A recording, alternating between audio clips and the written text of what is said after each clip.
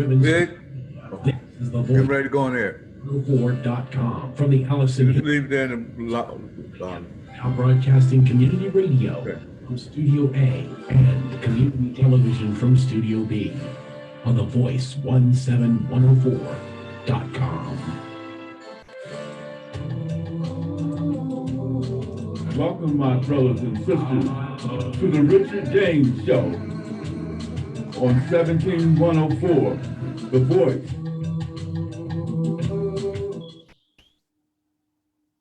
Here we are again, another day, and beautiful day in spite of the rain. It's good to be back, and thank you so much for tuning in again to the Richard James Show. And we will continue to deal with issues that are pertinent, that affect us all. And today, we're going to hit something head on. We're going to deal with the institution of systematic racism. We've heard some people say that there is no more racism, that racism no longer exists. And normally the individuals that say that are the most racist that you can find anywhere. Anytime someone says that a bad thing doesn't exist, then I will look at those individuals closely that are making those kinds of statements. And we're going to just take a look at some key areas, and we're going to examine exactly what's happening in those areas. For example, the first thing that, and I'm going to jump right into it, is in the area of education. First of all, let's take a look at education. We've had to fight for what they call integration, and using integration as a tool to increase the quality of education that we get within our community. I'll be quite honest with you. I'm not sure that integration as such is the best tool. I think integration is a good thing when individuals are able to study together in the same institution. I think that's a good thing. I think that's an education within itself. But I don't think integration and the battles that we've gone through, I wonder if it's worth it, the busing, taking young people out of their community. There's something to be said for a child being able to walk to school. That's what I did when I was a kid. We had to walk to school. There was some benefit in that. We walked together. There was some degree of camaraderie.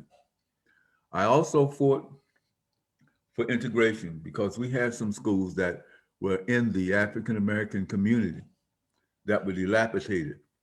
And I'm wondering, was the problem with those schools the fact that they were all Black, or was the problem with those schools the fact that we didn't have the necessary equipment, that quite often staff was not given the resources such as textbooks, lab equipment, that kind of thing. The ability, for example, to go out on field trips to study a particular program or project. That what I'm saying is that, was it just the fact that the school was all Black, or was it the fact that we did not have a quality of education? I don't think there's anything wrong with being in an all Black institution, other than the fact that we miss out on the interaction with people of other ethnic groups. I think that's the problem in terms of communication and also the developing of relationships. But I see it as a major problem with a school board or an administration that administrates the project to make a difference in the quality of assets, the quality of equipment that is given one school over another based on ethnicity. That's when we talk about systematic. In other words, the way we do things. And sometimes it's not so much who's in that position, because sometimes we have people of color that are in those positions that are making the same type of mistakes and errors. And then again, sometimes you have people of color that are more conscious, shall we say, more considerate, more concerned about the quality of education that is received. And I look back on my life early on, and I went to school in Chester, Pennsylvania, starting in kindergarten. We did have a kindergarten, all the way up to the 12th grade. And the first time I came in contact with any white students at all was at the high school level. A number of years before I got there, the high school had been integrated. And that was good in some sense, and in some sense it was bad. Because what happened in that integrated high school is I ran into some very racist teachers. I was an art major. And in spite of the fact the quality of my work was excellent according to the marks I received on my grades, I was failed by that teacher. And I said, how can I get grades with A's, some B's, and still and be failed? I tried to explain it to my mother, but my mother came out of a Southern background, and she whatever the teacher or whatever the white folks said, she went along with it.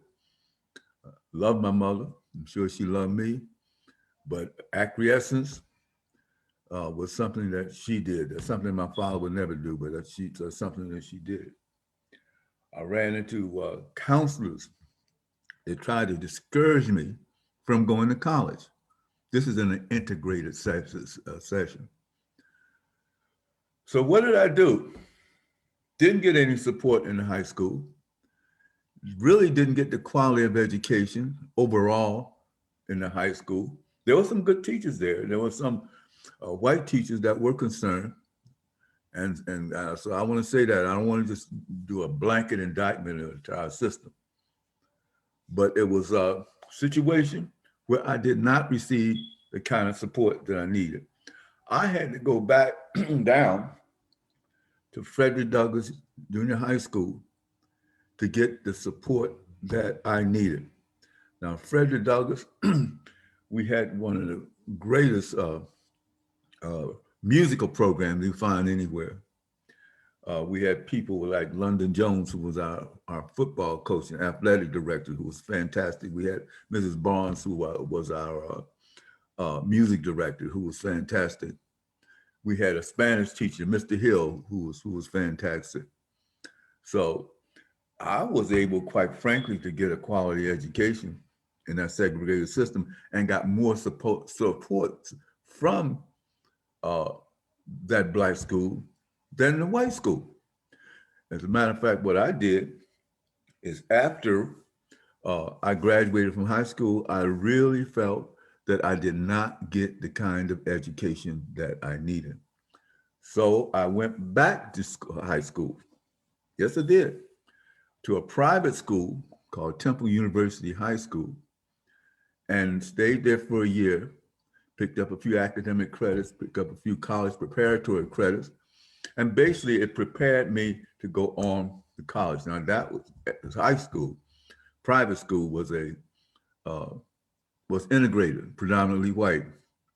But many of us students who came out of the class of 60 went up there to continue our education because we just didn't get it at Chester High. Did not get it. Did not get it at all.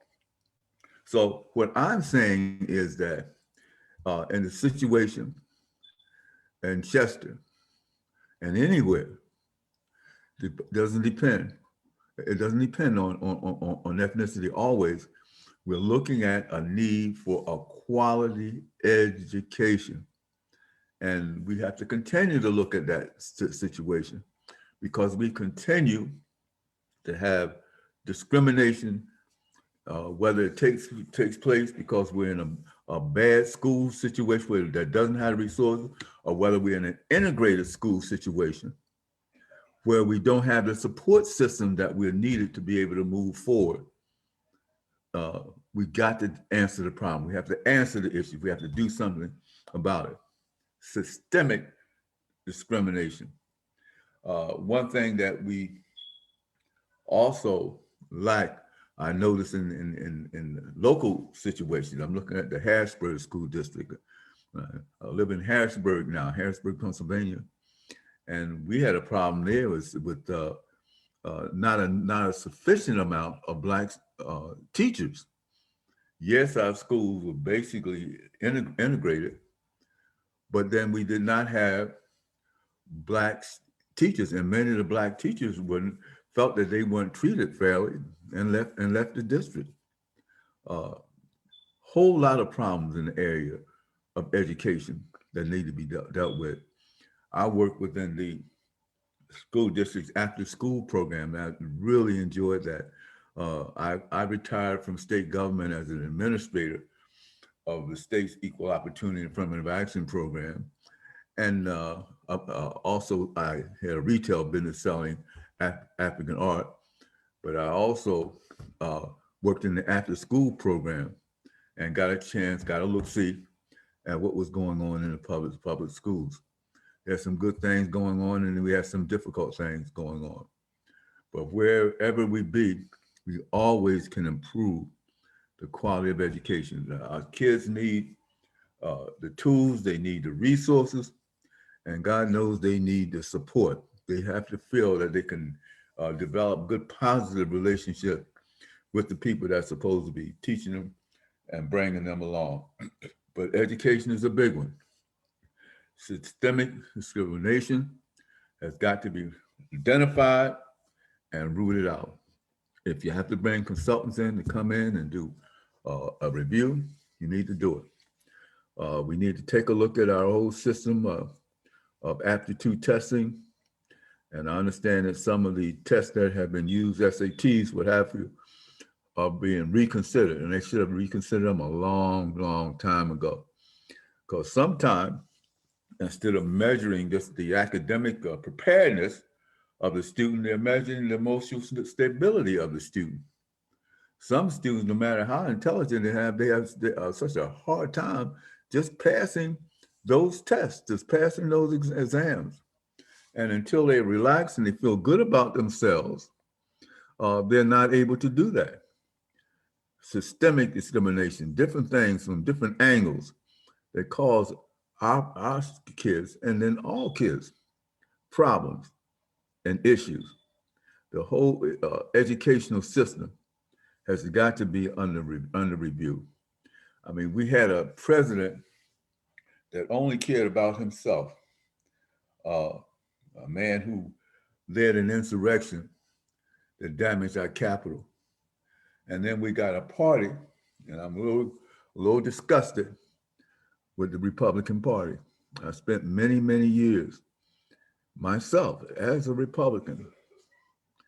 And I was really, really disappointed to see Republicans not thinking for themselves and supporting a president that would cause an insurrection and support right-wing policies that will hurt people, all because the former president said to do it. I would hope that many Republicans would be like Liz Cheney and really support what is right and what is true. I can remember Dick Cheney, who was Vice President of the United States, very, very conservative man, but a man of principle, a man whose word you could depend on. He was Vice President. He also served in the senior Bush's administration. And now his daughter is a leader, sort of a chip off the old block. We need more Republicans. Romney, who ran for president early on and lost, but still a very intelligent, moderate Republican who can deal with the truth and will not perpetuate and lift up a lie. How can an entire party nationally on a local level continue to lift up a lie, a falsehood, a false truth? And the problem with us African Americans is that that false truth affects us more than anybody else, because they don't want programs and issues that help poor people. Oh, they will pass humongous tax cuts for the wealthy and for business, but they are not concerned about you and me.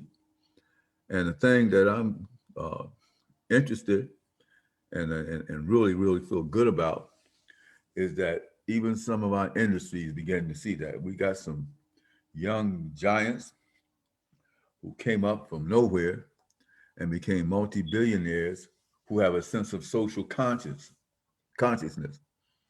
uh, and are supporting good things for people and refuse to support the big lie. That's something uh, uh, that's needed. We need integrity.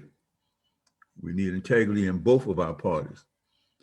Everything should, and every decision should not be based on politics. Systemic discrimination. What are some of the areas I got caught into that dialogue on education? Let's take a look at housing. What's happening with housing? Do we have, now when you talk about segregation in terms of housing, now that is an issue where there's still redlining, there's still areas that they try to keep us out of. There's still white flight from urban areas. And also, my wife and I just experienced an atrocity. We were checking out our home to maybe do a refinance. And we had an appraisal that was thousands of dollars off. And we went in and examined the comparables. What they do is they take homes that are supposed to be comparable to ours in terms of size and location, that kind of thing. And we reviewed their comparables, and it was absurd, horrible comparables. And they came up with a recommendation in terms of the value of our property, thousands and thousands of dollars less than what it is. And we could think of only one factor that caused that, and that was systemic discrimination. And because of the fact, in our home, we put thousands of dollars worth of renovation. The house is 25 years old, but it's a beautiful home. Beautiful home. You can see some of it in the background. That's where I'm at right now. Beautiful home. And, we're close to 3,000 square feet, and we were not giving the appraisal that was anywhere near what the value of our property is. It was a horrible, horrible, horrible thing to consider. So in the area of housing, we need to take a look at it. And we need to take a look at it and look at it seriously. Financing can still be a problem if you're African American. Going up for a loan that you need to do what you have to do if you're African American. And it just doesn't even make good business sense to discriminate. I mean, when you lower the value of my property, you understand me, and you deny me a loan when I have the income and the wherewithal and the ability to pay that loan, I keep up my property, then you losing money. You mean to tell me you so racist that you're gonna lose money in order to support your bigotry? And they do it every day, all day. We have had people who didn't want to sell us a car. We went to get a Volvo once, and we went to the Volvo dealer, and believe it or not, the salespeople made it clear they did not want to sell us a Volvo. So we went across the street to the Jaguar dealers, and they accommodated us. In other words, systematic racism is so deeply embedded in some individuals that they bypass common sense. They even work against themselves to uphold their racist views. You hear what I'm saying? They would go into a deficit, forego a profit to uphold systematic racism. And systematic racism is well known within this society.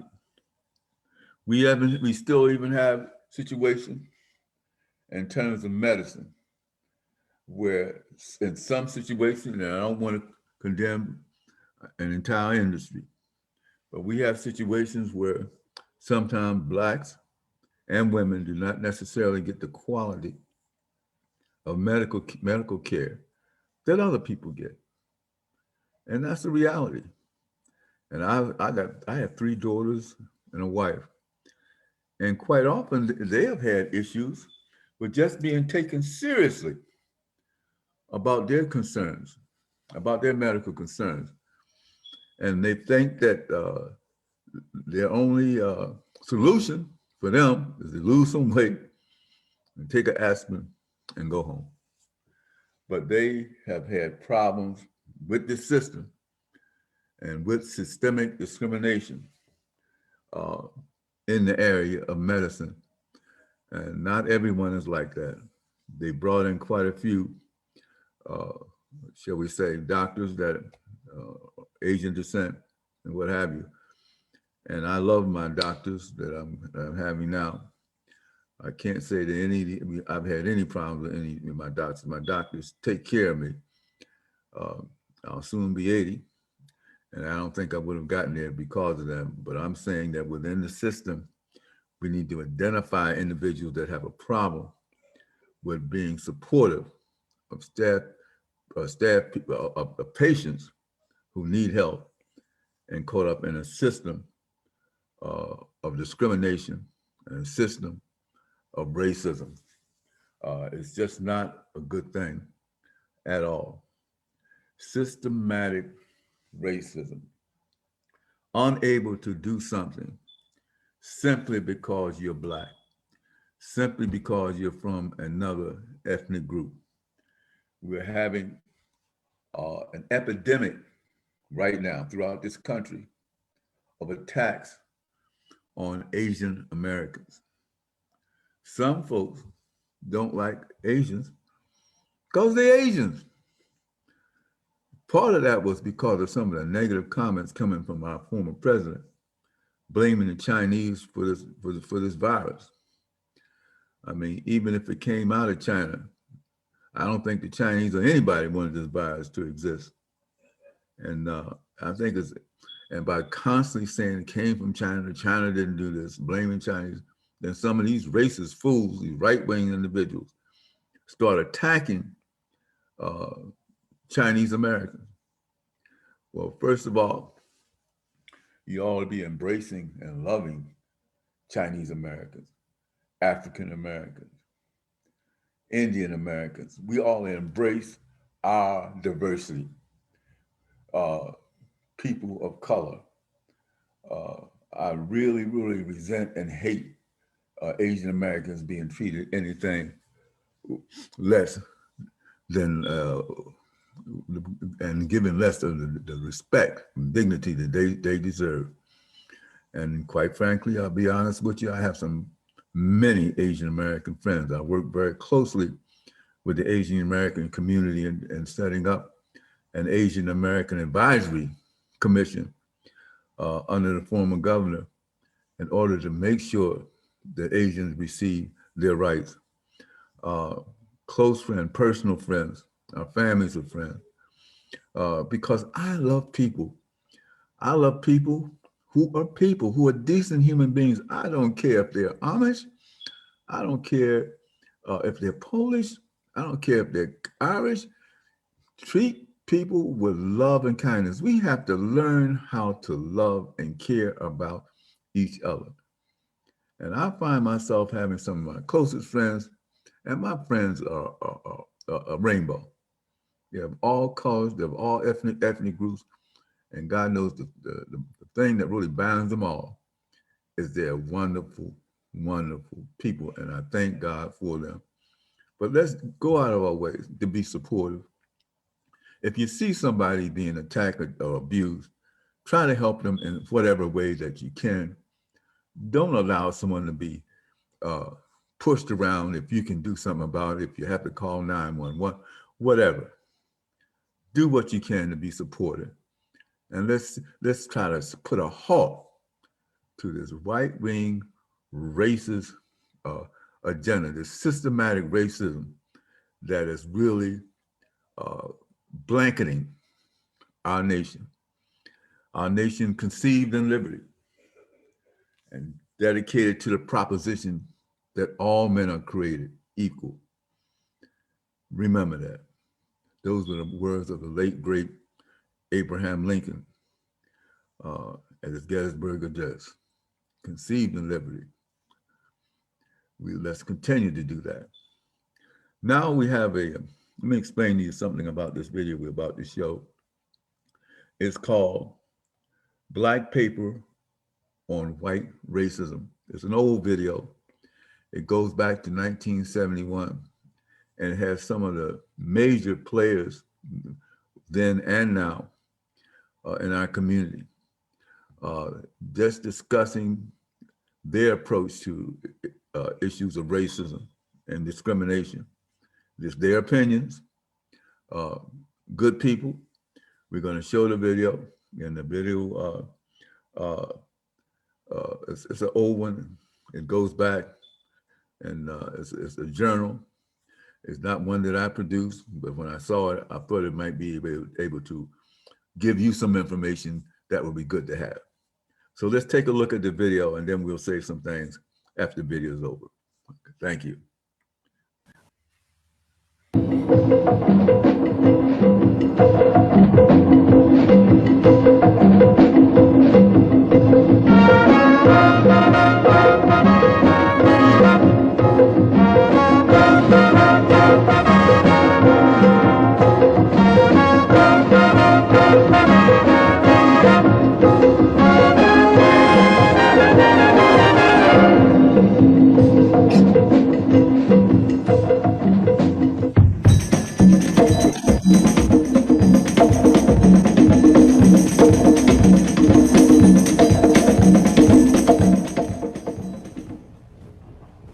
Good evening.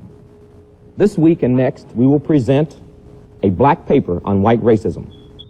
Frequently, the definition and effects of racism are greatly misunderstood. Certainly, the impact on blacks can only be described by us. An operational definition of individual racism is subordination of a person or group because of race. But we will focus on the institutional practice of racism, when a group is subordinated by factors indirectly related to race. An example would be a union with all white members. You can only get in the union if a member sponsors you, and automatically whites select one another. So this pattern of selection automatically keeps blacks out. The union is white in the first place because its membership reflects the leftover patterns of slavery. Therefore, racist behavior is both intentional and unintentional. Our institutions mostly involve unsuspecting individuals who are part of a racist pattern. All definitions of black people's standards and values have been defined by whites in a society basically European. As simple as it may seem, we have never made any definition of our condition, beauty standards, social etiquette. Even our names have been given us by white culture. To make an authoritative statement of our concept of Christianity, history, education, values and culture, war, colonialism and imperialism, and psychological development, and how these institutions operate in a white racist society, 6 black scholars and philosophers have been invited to present positions and analyses of these topics. With me tonight are John Henrik Clarke, an associate professor of African and Afro-American history at Hunter College in New York. Mr. Clarke is also author of 11 books, including Harlem, USA. Preston Wilcox, head of the Education Workshop of the Congress of African People, is president of Afram Associates, a black educational consultant firm, and is an outstanding author. Reverend Albert Clegg is pastor of the Shrine of the Black Madonna in Detroit, Michigan, and an advocate of black Christian nationalism. He is author of a soon-to-be-published book, Black Christian Nationalism, New Directions for the Black Church. Brother Clarke?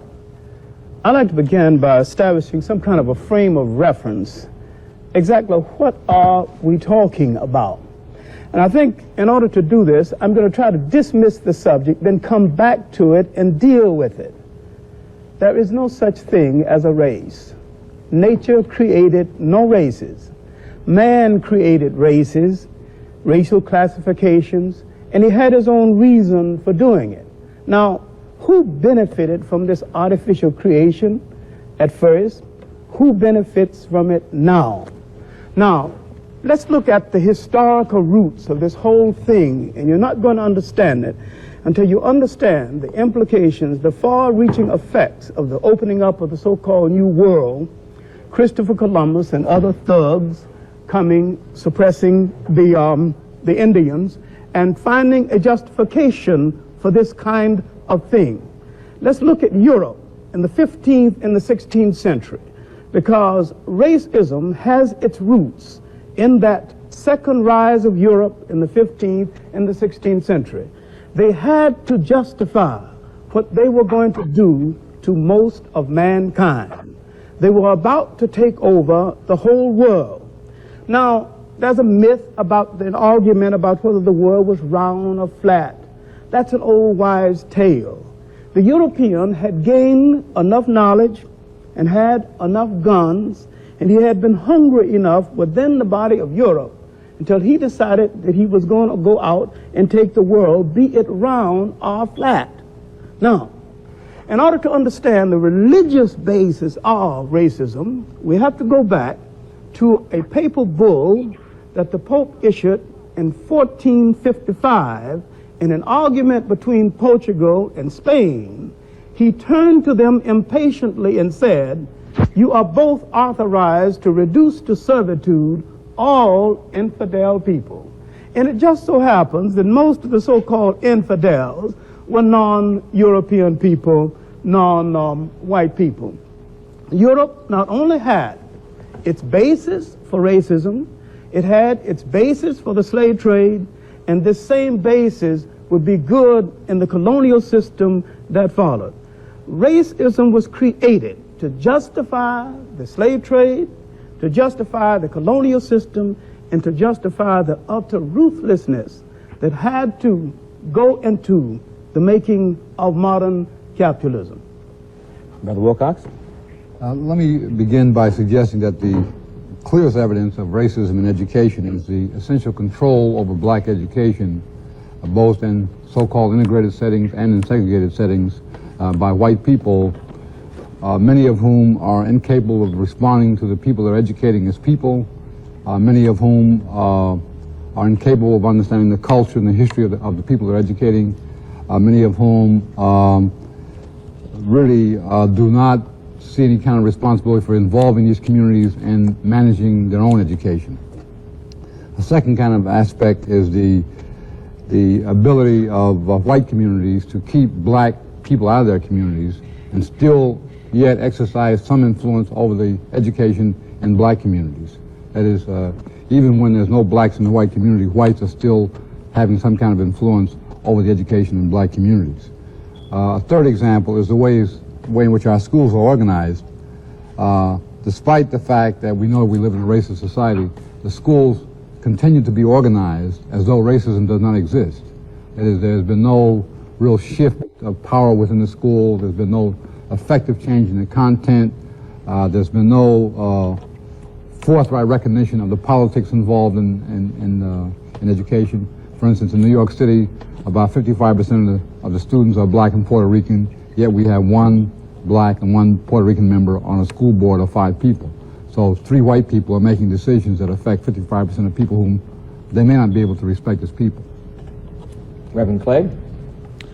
Well, I think the basic reason or symptom or proof for the racism of the Christian church is the simple fact that white people have pretended for so long that Jesus was white, and that they've had the necessity to interpret Jesus as being white, when essentially white Christianity is racially, is historically false and theologically absurd, and practically, in terms of its effect on black people, it's a debasing institution that enslaves black people.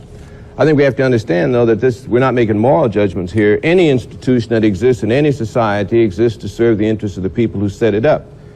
And Christianity began as a black man's religion. It's an African religion.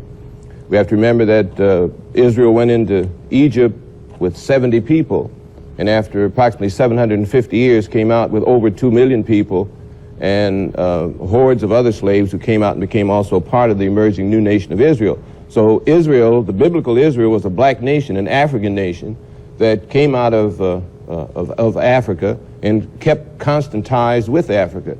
And so we have to remember then that Jesus was a black Messiah, not a white Messiah, and he comes out of the whole historical background of Africa, of African traditions, of African history, of African culture, the concept of communalism, the concept of a chosen people, the concept of kingdom of God on earth. All these things were out of African tradition, not out of the white man's tradition. And Jesus was essentially a revolutionary Messiah who was trying to lead a black people in a revolt, in a struggle and conflict with a white Gentile oppressor. So the whole church has to be viewed from the point of view of the white oppressor. The white oppressor has one kind of Christianity, has one kind of church. The black church has to become independent and go back to the historic African roots of Christianity, because the slave church that the white man set up for black people tends to continue the enslavement of black people. So the black church has to become, again, a revolutionary instrument in the hands of black people, controlled by black people, fighting, as Jesus fought, for the liberation of black people against white Gentile oppression. I'd like to continue from Reverend Cleague's point and deal briefly with image, because image is the paramount factor in keeping racism alive. Now, exactly when did the Christian church become white, in as much as Christ is described in early literature as being swarthy and having hair like sheep's wool, and that's surely not a Caucasian's hair. The first image of the church, the first image of the Madonna was the black Madonnas, and these black Madonnas were very prevalent in the churches of Europe. Up until the 16th and the 17th century, there was no white Madonnas in the churches of Europe. And some of the churches of Europe to this very day have black Madonnas. All right. At what point did Christianity become all white? And at what point did Christ become a blonde, blue-eyed person that hangs in your churches, and with a haircut and a uniform, he'd probably be a good Nazi? All right. One thing the Jews seem to have forgotten is that the picture of Christ, as in present-day literature, is an insult to them, because there's nothing particularly Jewish about him, physically or otherwise. All right. Now, another thing we're going to have to look at seriously is that when the Europeans projected themselves out into the broader world, they not only colonized most of mankind, they colonized the teaching of history itself, and gradually, so many things black became white. I'd like to just say one little word about when did Christianity become white. The process by which Christianity became gradually to be interpreted as being white began at a very early point with Apostle Paul, who wrote the epistles of the New Testament, and who was, even at that time, with black Israel and black Jews, an Uncle Tom Jew. He was an Uncle Tom black Jew, and he wanted to identify with white Gentile world. He prided himself on being a Pharisee, but more on being having Roman citizenship.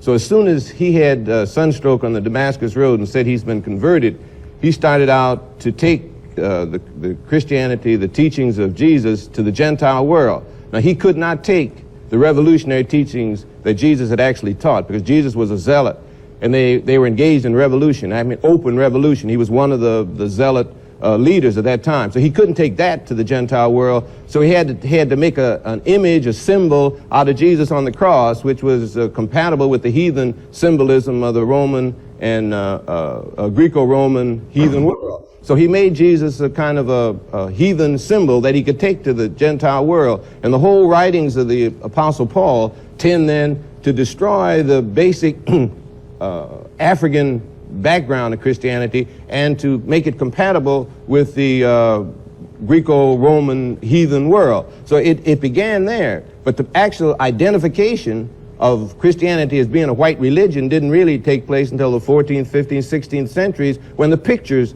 were being painted and paid for by the Catholic Church. at that point, white people had decided to declare black people inferior. And so the whole concept of Jesus being black, or the Madonna being black, was unacceptable to white people at all. A whole new type of slavery was beginning to emerge. The old type of slavery in Egypt, Joseph was a slave who rose to be second only to Pharaoh. A whole different concept of slavery. You were a slave only in the terms that your labor was taken. But gradually the white man declared that anyone who was non-white, who was enslaved, was declared to be inferior, therefore had a whole different kind of existence. So the whole gradual thing was a part of the slavery process that Dr. Clark mentioned, a part of the betrayal of the Apostle Paul, and a part of the fall of Jerusalem and the fort, and when Jews were scattered all over the world. We have to remember one thing I think is very important, that the white Jews that we see today have no bloodline connection with the Jews of the biblical period. They were converted to Judaism in Europe and in Russia.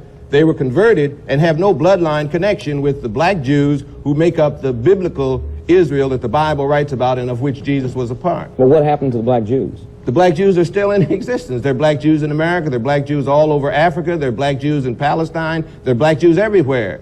Diane's daughter complained not more than 2 years ago that black Jews had moved on either side of her house, and therefore her property had depreciated in Palestine. Black Jews had depreciated her property.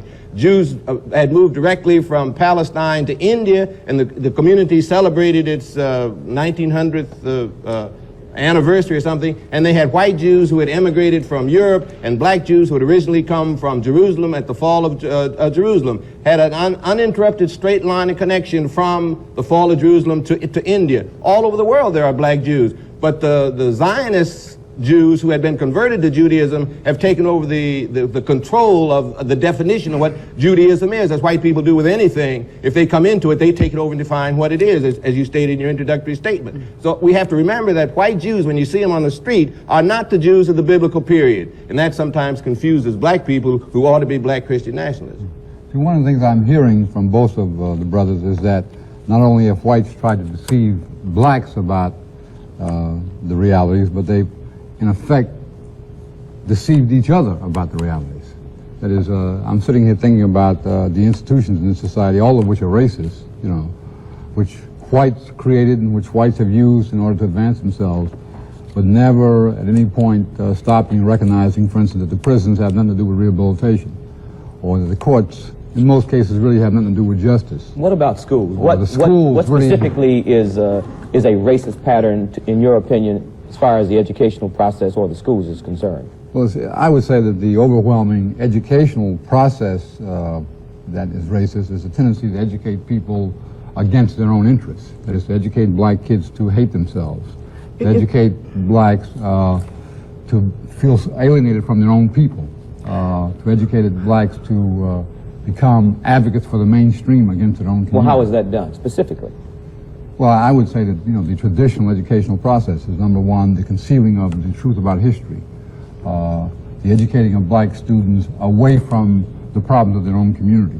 For instance, very few black students on college campuses are enabled to use their minds to work on the problems that bedevil the black community, like sickle cell anemia, or the housing problems, the drug problems that are imposed on the black community by the outside. Very few black students on white campuses or any campus are spending their energies and their minds on trying to find solutions to those problems. In most cases, they're being educated, say, with a drug problem, to learn how to use methadone. You know. Now, look, let's deal with our own historical naivete. Until we deal with it, we're not going any place. Black people have no right to expect anything from this establishment because it wasn't set up for them. They wasn't brought to this country to be given democracy. They was brought to this country to do some work, to labor and to obey. And once the machines made a whole lot of these jobs obsolete, it tended to make a whole lot of the people obsolete. Now, we keep worrying about the American promise and the American dream, and we forget it wasn't made to us. And the white man has not betrayed anything because he didn't promise us anything in the first place. Now, the role of institutions in a society is to reflect the power that controls that society. So we have American institutions arrayed against us. And we naively expect these institutions to reform themselves, because if they reform themselves, that's tantamount to presiding over their own demise. I'd like to say one thing on that. I think the question you asked is how do the schools accomplish this? I mean, you were concerned about the process. I think we got to understand that there's no such thing as objective truth, which is implicit in everything Dr. Clark says, that white people use the institutions to accomplish white purpose. The white purpose is to maintain a power position and keep everybody else in a subordinate, powerless kind of position. Now that's the institution's purpose, and that's the way it functions and how it functions. And we got to realize then that everything that the schools teach is designed to fit into that purpose. The schools teach not objective truth, but what the white man wants to project as truth. Now that's from the very kindergarten right straight on through. For example, what? Sociology. Sociology is not a science in the sense that it's dealing objectively with the way people live together. It's dealing with the white man's pattern of living together as the norm by which we judge how other people live. If you live like white people live, then you're living the way you are supposed to live. If not, you're either primitive or insane as a people. Psychologically, it's the same thing. Psychology does not deal with any objective kind of discussion or development of how people live or analysis of how people function as individuals, but how does the white man function? If the white man does it this way, then this is the norm by which we judge all other people. If the white man is violent, then actually all people have to be violent to be normal. If you're not violent, obviously there's something wrong with you and you should be in an insane asylum. The whole pattern that's set up as a norm for human behavior by psychologists, the whole library full of it. Psychiatrists, everybody that's dealing with it is dealing with it from a white point of view. So they teach white children, black children and white children, to look through white eyes. From the kindergarten on, the black child is beginning to look at the world and interpret it through white eyes. Everything he is wrong. Everything that exists in his community is wrong. And we ought to declare that white music really is no good, that white psychology is no good. The white man either acts like we do or he's insane.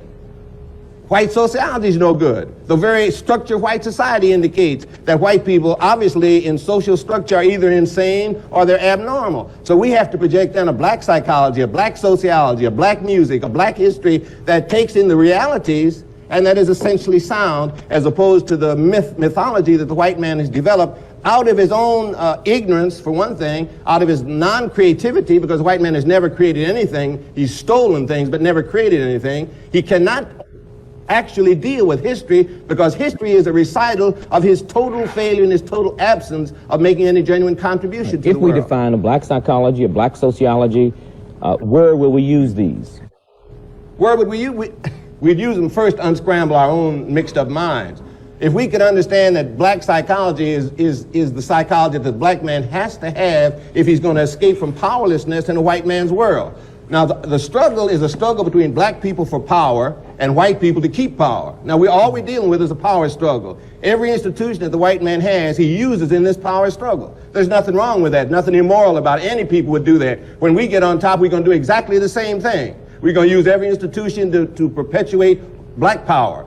And the white man's going to have to fight up from the bottom again for another, 100 million years trying to get back to a position of power. There's nothing wrong with fighting for power, but the thing that's wrong is for powerless people to accept their powerlessness and to accept the definition by which they are maintained powerless and to accept the institutions which perpetuate their powerlessness. So that's why I think the black church has to become a power base for black people in changing this total institutional conception structure that black people are living in. We've got to use it as a base to spin off all the institutions that black people need that come from a black perspective, a black orientation, and are concerned with black power as opposed to white power. Let's go back to this value, and I think I don't think we've gone over it too well. We need to look at what kind of societies did black people come out of? What happened before this interference? Now, we came out of basic pluralistic societies, but we came out of sharing societies where nobody was very rich and nobody at all was poor. Now, an African in these societies would no more kill a deer and say, this is mine, than he would fly, because he didn't think that way. He thought of all property as belonging to the total community. Now, we were brought into a society as slaves just at the time the concept of private property and capitalism was getting well underway with the backing of the church. Now there is a clash between the values of, the best values of the society we came out of and the society that enslaved us. And too many of us are tied up with these values, the sacredness of private property. What is so sacred about private property? What is so sacred about one man taking upon himself more than he could use in a lifetime while people walking by this mountain of wealth starving? Nothing particularly sacred about this. And these things did not exist in these old societies until these old societies began to have internal differences, and the European came in, and the African naively permitted him to arbitrate an African family dispute until we understand that up on site, the African invited the European for dinner. That's the first thing he did. The Indian invited the European for dinner. The Polynesians invited the European for dinner. Now, if you invite people for dinner, first place, you've got plenty dinner, and you have a society that is traditionally hospitable to strangers. The Indians invited Christopher Columbus for dinner, the first thing they did. All right, now let's look at what was happening inside of Christopher Columbus's mind, and we can go to his own diary for this. He said, I wonder why they are so friendly. They'll be easier to conquer than I thought they would be. I wonder why they're bringing such small amounts of gold. I wonder where the mines are. His intentions were not good. It wasn't good then. The intentions are not good now. And the black man is still hung up with this dinner invitation, this kindness, with the thought that if you treat a person humanely, that he will act humanely toward you. Black people have not seen white people at all. That is why they can't deal with them. I want to say one thing. I think we have to be careful, black people. We too much tied up in this what's good and what's bad. I think what we need to begin to look at is what's real. Now, I don't care whether it's good or bad. I just care whether it works, whether it doesn't work, whether it helps black people or doesn't help black people. White people are individualistic. White people are materialistic. And I think Dr. Clark is absolutely correct in the definition of black civilization, African civilization. Communalistic, whole concept is different. But the white man's individualism and materialism stems from the fact that he comes out of a situation, a place where you could hardly live. You know, the barren land where you could hardly grow, no resources, where they had to fight each other just to keep alive, and where each person had to try to steal all he could to keep somebody else from getting it so he could stay alive. Now that builds individualism and materialism. Now he didn't have much in the way of materialism, but he had the need, the desire, so he built ships, he built guns, everything in order to take something from somebody else. Now you got to realize that the black man came up in a wholly different kind of environment, where there was everything that a person needed. They didn't have to cheat and lie and steal to get enough to eat. Enough to eat was everywhere. Nobody had to take from somebody else. All the resources of the world were right there in the ground. They had everything. They didn't need to build ships and go conquer someplace else. If Africans built a ship, where would they go? Any place they went was worse than where they were. But the white man could build a ship and go any place, because any place he went was better than where he was. Anything that he could take was better than what he already had. So we're dealing with the cultures of two people that stem from the kind of situation in which they live. Black people today are trying to be individualistic and materialistic because we are now in a slave culture. The white man has dominated us so completely, we try to accept his values. What we've got to do is reject his values, go back and accept the old values that come from Africa, our own historic black values, and have a black value system that we put in opposition to the white man's materialism and individualism. Thank you very much, gentlemen. This week we have presented a black paper on white racism, part 1. We have discussed education, history, and Christianity, and how these institutions in a racist pattern affect the lives and mentality of black people. Next week we will present part 2. We will deal next week with values and culture, war, colonialism and imperialism, and personality development or psychology. Wow, that was interesting. That piece was done back in 1971. You had some of the giants and leaders within the African American community. Reverend Albert Cleage, who is the pastor of the Black Madonna Church located in Detroit, Michigan. You had John Clark, a professor. He was at Hunter College at that point. I'm sure he's probably no longer at Hunter. He's doing something else. And then Prosper Afram, president of Afram. Now, let me go through some of this stuff because I don't agree with all of it. Straight up, I do not. First of all, let's deal with this whole thing in terms of religion. Historically, from what I've seen, and I do agree that the original Hebrews or Jews were Black, were African. I agree with that. But remember, Hebrewism, Judaism, is not a race. It's a religion. And whether or not white people adopted Judaism later or Asians later, they're no less Jews than the Africans. I'm going to be honest. I'm going to be straight up. They're all Jews. And we have got to learn to base our relationships with people as individuals. We cannot afford to be racist. We cannot afford to base our relationship purely on race. We can't do that, or we'll lose out on everything. Yes, we live in a society that is plagued with systemic racism in terms of the way we do things. And sometimes we get African Americans in position of power that continue to do the same thing that whites have done. We have police brutality that exists. It's a plague throughout the nation. Not all police are brutal. Not all police are white. Some are Black. And we have had incidents, for example, in the city of Baltimore, we had an incident where a young man was killed with a rough ride in a paddy wagon. Most of the officers involved in that were Black. So you got to take a look at the value system that exists. And you've got to have the correct values regardless of whether the person who is carrying out those values are Black or white. It does not make a difference. You've got to educate them. You've got to train them. And you got to set a standard that is absolutely a correct standard.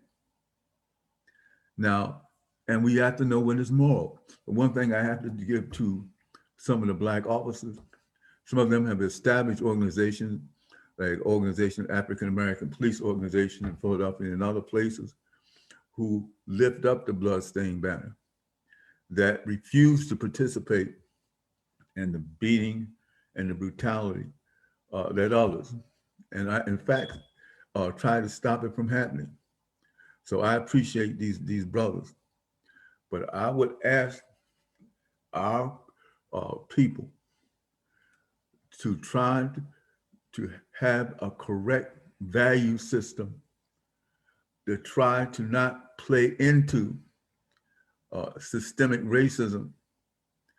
When you hire a person, you not only look at their credentials, you look at the race of the person, and you assume that one race is superior to the other, so you hire that person based on their race rather than their standards, rather than their ability to deliver what you're trying to deliver. So I'm gonna say, be logical, be sensible, and let's kill the system. Racism, systemic, is a system, it's a process, it's a way of doing things that plagues some people.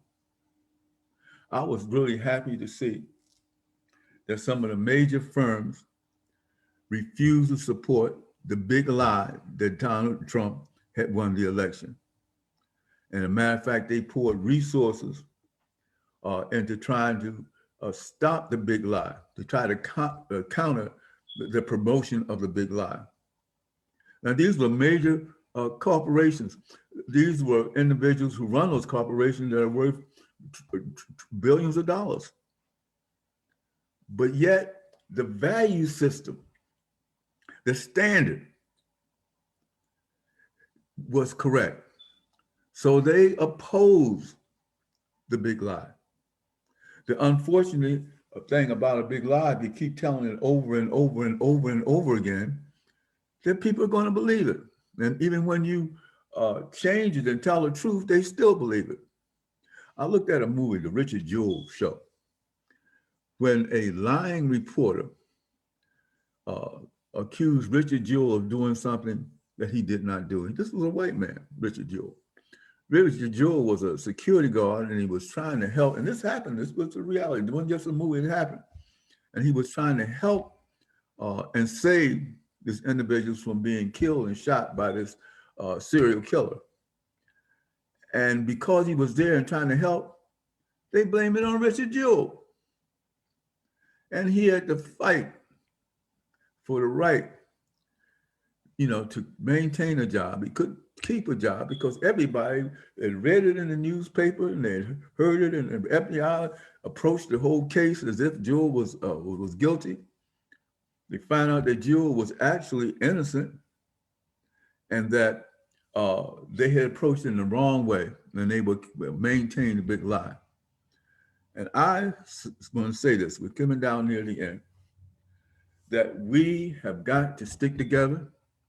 We have got to fight systemic racism, learn to love all people, whether they're Asian, whether they're white, whether they're Jewish, whether they're Gentile.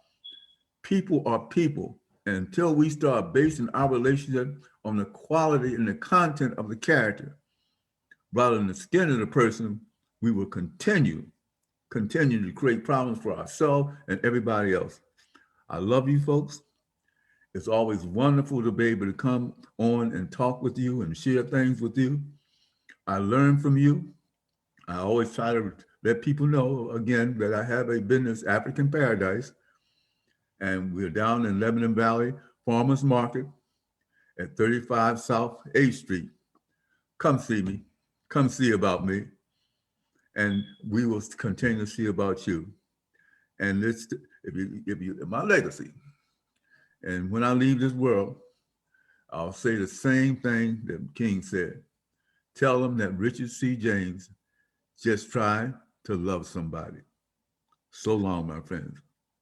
I'll see you next week. Take care.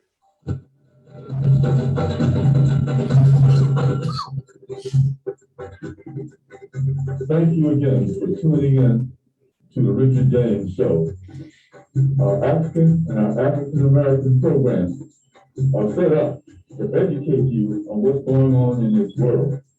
We thank you for taking out the time to listen. Let us hear from you sometime also. So this is your neighbor and your friend signing off. Until I see you again next week and hear from you again next week. So long. God bless.